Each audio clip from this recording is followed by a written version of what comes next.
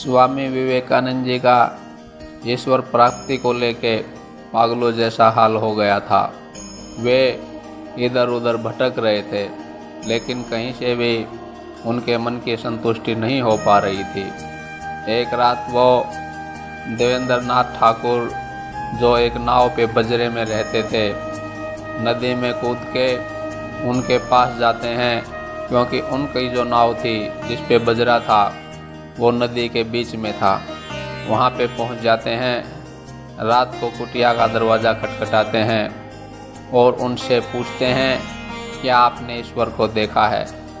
देवेंद्र नाथ ठाकुर उनकी ये दशा देख के और रात्रि का समय देख के चौंक जाते हैं। इससे पहले कि वो कोई शब्द निकालते, स्वामी विवेकानंद जी इतने प्रतिभावान और बुद्धिमान थे, वे उनके चेहरे से ही समझ गए कि इनके अंदर वो दृढ़ विश्वास नहीं है, इनकी वाणी में वो बल नहीं है जो ये साबित कर सके कि इन्होंने ईश्वर को देखा है।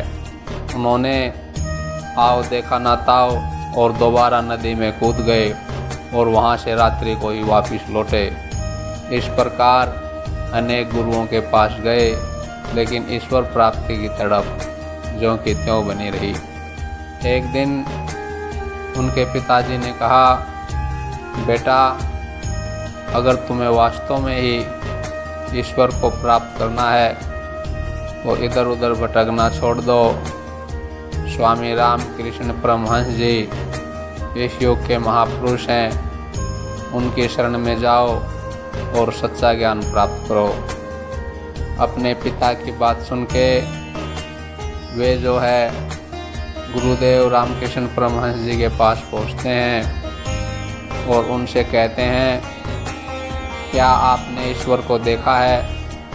इस पे स्वामी रामकृष्ण परमहंस जी उससे कहते हैं, मैंने ईश्वर को देखा है, इसका तुम्हारे लिए कोई अर्थ नहीं है।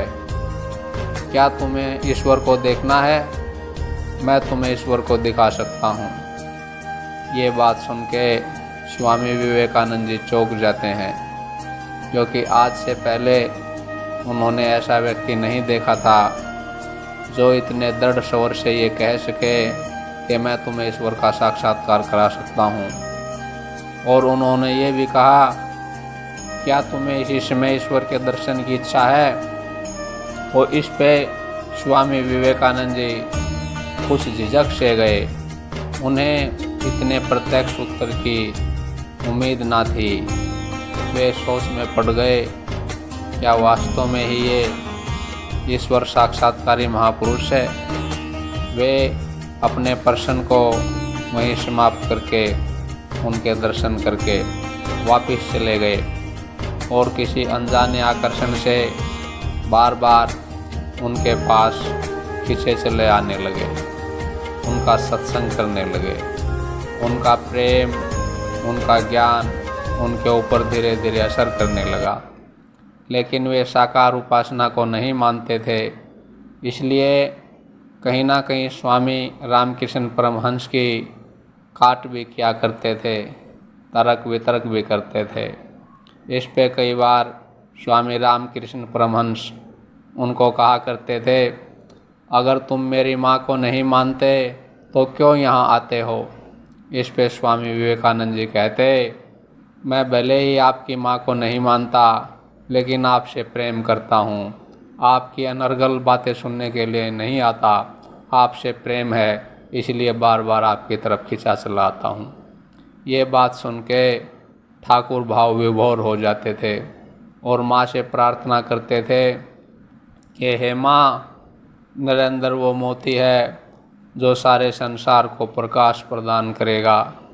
आप इस पे कृपा करें माँ, इसको ज्ञान प्रदान करें, इसको भक्ति प्रदान करें, वैराग्य प्रदान करें।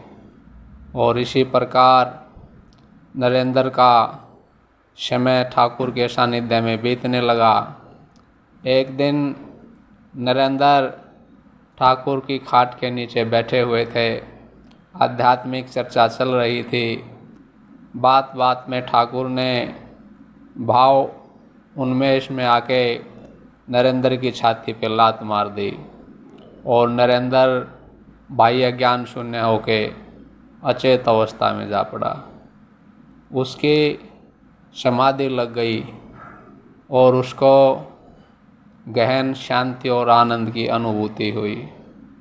जब उसका ये अनुभव समाप्त हुआ तो उसने ठाकुर के पैर पकड़ लिए और उसने कहा, ठाकुर, सच्चा धर्म उस परम तत्व की अनुभूति में ही है, बाकी किताबी ज्ञान सब व्यर्थ है। आज आपने इसकी मुझे प्रत्यक्ष अनुभूति करवा दी है।